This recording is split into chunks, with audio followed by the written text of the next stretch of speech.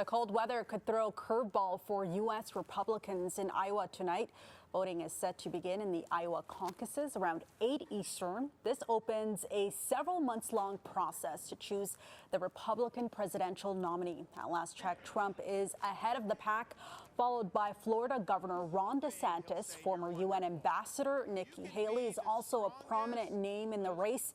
Voters will be gathering across more than 1,600 precincts across the state to choose their preferred candidate tonight. This vote comes as Iowa could see near record low temperatures. CNN's Ivan Rodriguez joins us now from Des Moines, Iowa. Ivan, it is a chilly one here in Toronto, but also south of the border. How could this Arctic blast impact tonight's results?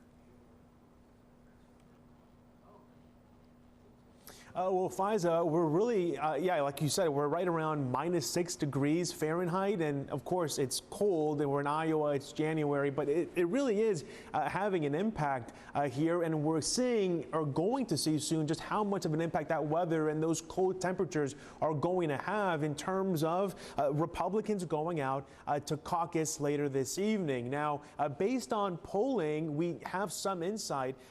Latest poll that came out shows former President Trump with a wide lead. 48% of likely caucus goers say that he's their #1 pick. That's followed by Nikki Haley with 20%, Ron DeSantis 16%. But that's only one aspect of the polling. Another big aspect that might come into play is that enthusiasm factor and how many supporters are actually willing to go out, brave the cold, go to their caucus at their specific local precinct, and go through the entire process that the caucus entails. When we're looking just at the enthusiasm factor of this, the former president is really leading the way by a wide margin. 88% of his likely caucus goer supporters say that they're very enthusiastic. That's followed, instead of Nikki Haley, by Ron DeSantis with around 60%. Nikki Haley coming in just under 40%. So you really see a difference there. How much of an impact that's going to have? I mean, we are expecting and predicting, based on both of those aspects of the polling,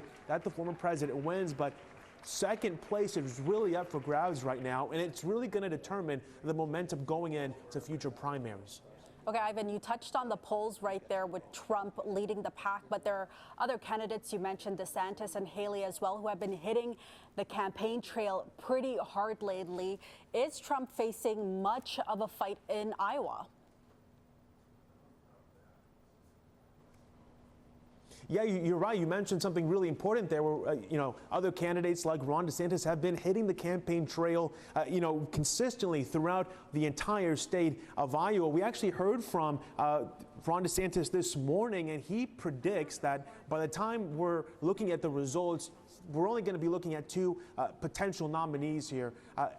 Former President Trump and himself. So he really thinks that he does have the edge here on that one-on-one with Nikki Haley. So it's really going to depend how many people are actually going to go out and caucus. Again, it looks like the Florida governor has the edge there in terms of people actually going out to caucus, but we're really going to have to wait and see. And history has showed us that we can be surprised here in Iowa. Just how much a surprise, we're going to have to wait and see that as well.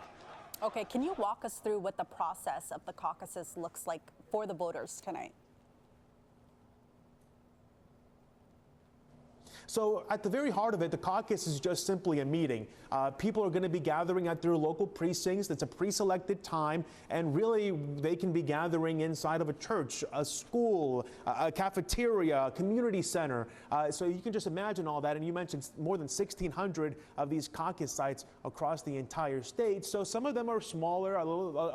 Some of the other ones, have a little bit more people inside of them. But they're all going to gather, and then each candidate will have a representative. They'll make a short speech as to why they believe that candidate is the right person to be nominated, and then we're going to begin to see the ballot process. So it can be also as simple as just writing the candidate on a piece of paper, dropping it in a ballot, and then the counting begins. In terms of the timing, the ballot counting process should be rather fast.